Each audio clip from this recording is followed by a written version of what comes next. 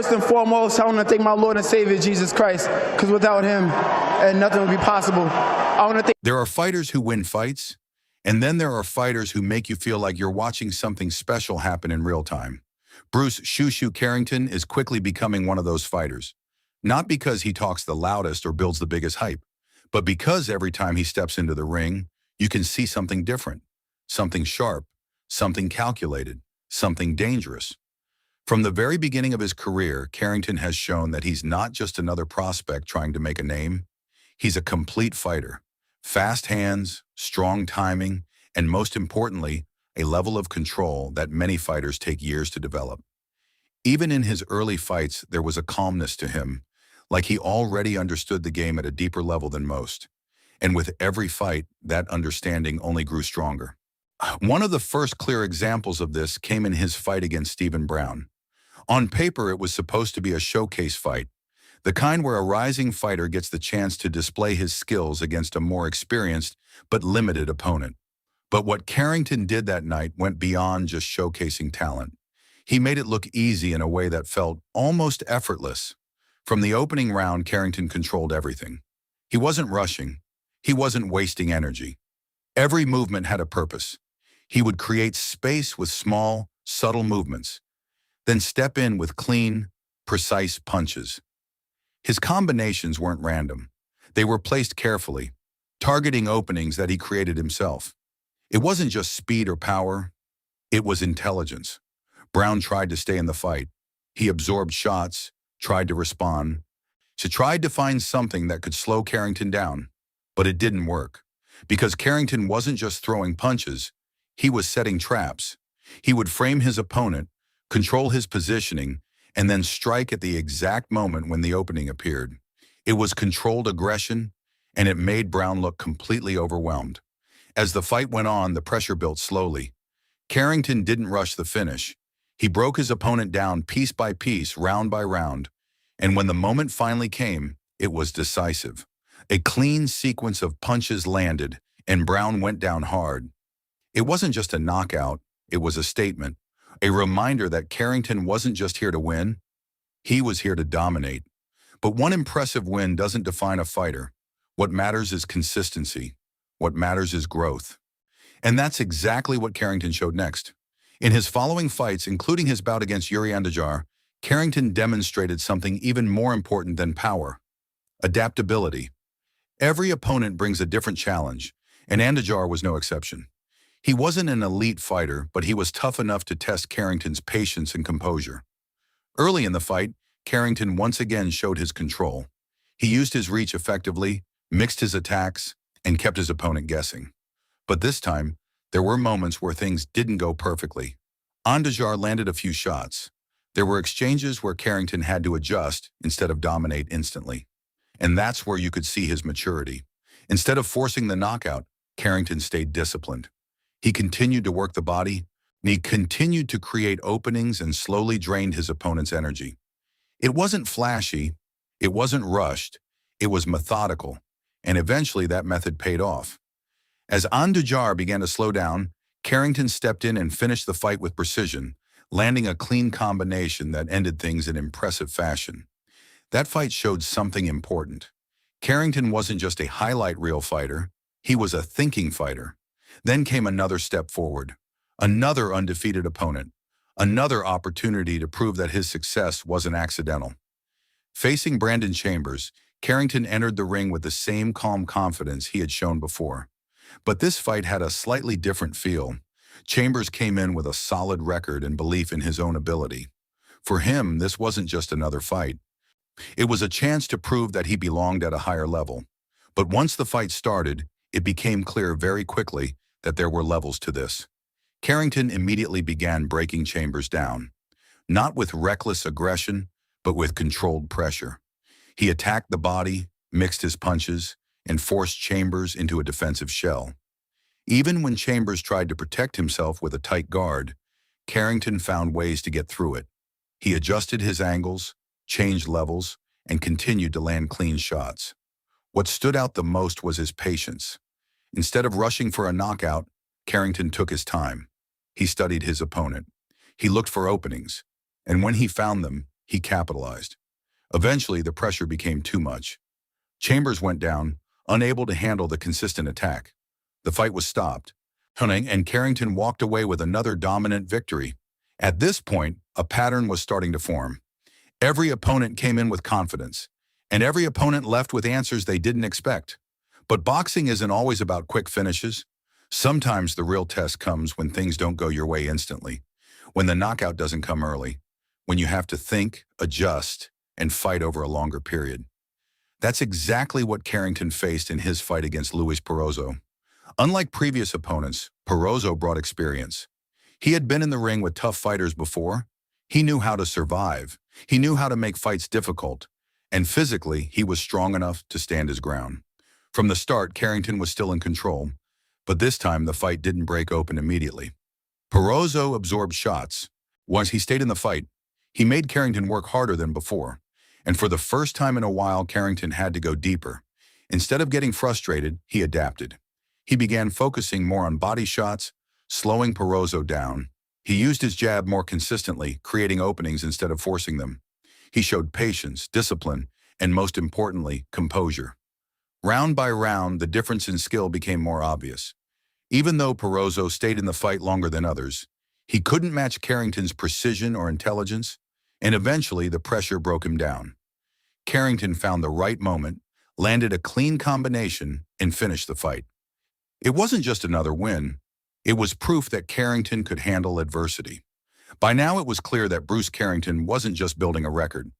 He was building a reputation as a fighter who doesn't just rely on one's strength, a fighter who can adapt, adjust, and control any situation.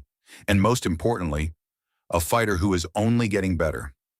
As Bruce Carrington continued climbing through the ranks, the level of competition naturally began to rise. The early knockouts had already shown his power, but now the real question was different. Could he handle experienced fighters? Could he stay composed when the fight didn't go his way immediately? Could he prove that his skill wasn't just effective against lower-level opponents, but against seasoned professionals who had already been tested? That answer began to reveal itself in his fight against Jason Sanchez. This wasn't just another opponent. Sanchez came into the ring with real experience, having gone multiple rounds with tough fighters and understanding how to control pace. Unlike others, he wasn't going to panic early. He wasn't going to fall apart after the first clean shot. He came prepared to fight. From the opening round, you could see the difference. Sanchez stayed active, throwing punches, touching Carrington's guard, trying to disrupt his rhythm. He wasn't landing clean shots, but he was present enough to make Carrington think. And for a brief moment, it felt like this fight might be more competitive than the others. But that's where Carrington's intelligence stood out again. Instead of forcing exchanges, he stayed calm. He allowed Sanchez to work, carefully reading his movements, understanding his timing, and slowly building a picture of the fight. He didn't rush. He didn't overreact. He simply waited for the right moment. And when that moment came, everything changed. A clean left hand landed, followed by a sharp combination that immediately shifted the energy in the ring. Sanchez, who had been composed moments earlier, suddenly looked unstable. Carrington saw it instantly. He stepped forward, increased the pressure, and didn't let the opportunity slip away. Another clean shot landed, then another. Within seconds, Sanchez was down. And just like that, the fight was over. It was a perfect example of Carrington's ability to stay patient and then explode at exactly the right time. He doesn't waste energy chasing knockouts. He creates them. With momentum building, Carrington returned to a familiar stage. New York.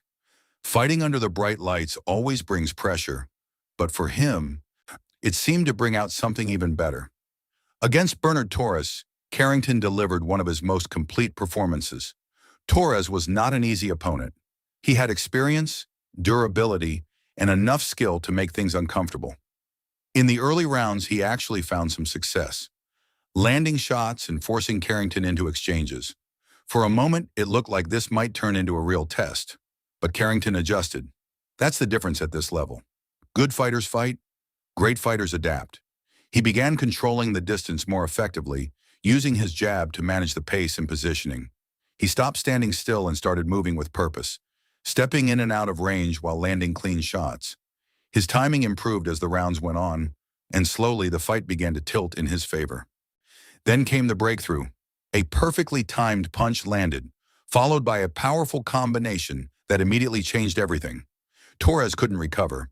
Carrington followed up with precision, finishing the fight in a dominant fashion.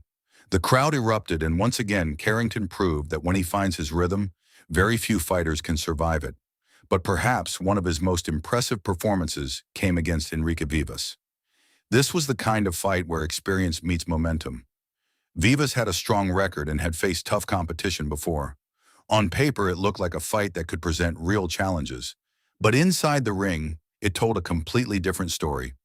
Carrington started sharp, using his speed and timing to control the exchanges.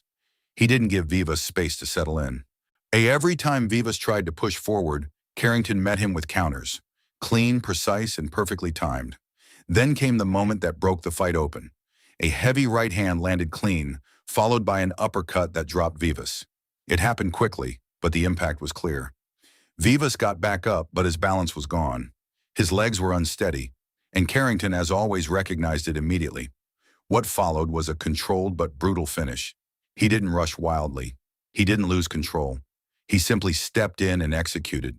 Punch after punch landed clean, and eventually the referee had no choice but to stop the fight. It was dominant. It was clinical. It was exactly what you expect from a fighter who is operating at a high level. As Carrington moved forward, the challenges became more complex. Not every fight would end in a knockout. Not every opponent would break under pressure, and that's where his fight against Sagawa became important. This wasn't a quick finish.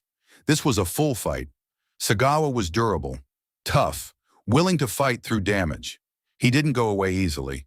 And for Carrington, this meant something different. Instead of looking for an early knockout, he had to think long-term. He had to manage energy, control the pace, and win rounds consistently. And that's exactly what he did. He worked the body, slowly breaking Sagawa down. He used angles, movement, and timing to stay in control. Even when Sagawa had moments of success, Carrington remained composed. He didn't let those moments shift the fight. He stayed focused on the bigger picture. By the end of the fight, the result was clear. It wasn't about a knockout. It was about control. And Carrington showed that he could dominate over distance just as effectively as he could finish early. Then came another strong test. Enrique Vivas. And this time, Carrington showed something even more dangerous. Efficiency. From the start, he looked sharper, faster, more confident. His timing was perfect, and his punches carried intent. He didn't waste movement. He didn't waste opportunities. When Vivas made a mistake, Carrington punished it immediately. A clean combination landed. Vivas went down. He got back up, but the fight was already slipping away. Carrington pressed forward, landing more shots, breaking him down piece by piece until the referee stepped in and stopped it. It was dominant, and it showed something important. Carrington wasn't just improving, he was evolving. As his career progressed, one thing became clear. Bruce Carrington isn't just relying on talent. He's building something. Every fight adds another layer. More experience, better timing, smarter decisions, stronger control. He's learning when to attack, when to wait, and when to finish. And that's what separates good fighters from future champions. Now the conversation is starting to change. It's no longer just about whether Carrington is talented. It's about how far he can go. Because when you watch him fight, you see more than just speed or power. You see awareness, you see control, you see a fighter who understands the rhythm of a fight and knows how to manipulate it. And that's dangerous, which brings us to the bigger question. What happens when he steps into the ring with someone at the very top? Someone like Naoya Inoue, a fighter known for power, precision, and dominance. A fighter who has already proven himself against elite competition. On paper, it's a clash of styles. Carrington's intelligence and control against Inoue's explosive power and experience. Would Carrington be able to handle that level of pressure? Would his timing and movement be enough? Or would Inoue's power prove too much? Right now, those questions don't have answers. But one thing is clear. Bruce Carrington is getting closer to that level with every fight. And when that moment comes, we'll finally see just how far he can go. If you enjoyed this breakdown, make sure to subscribe, drop your thoughts in the comments, and stay tuned. because this story is far from over.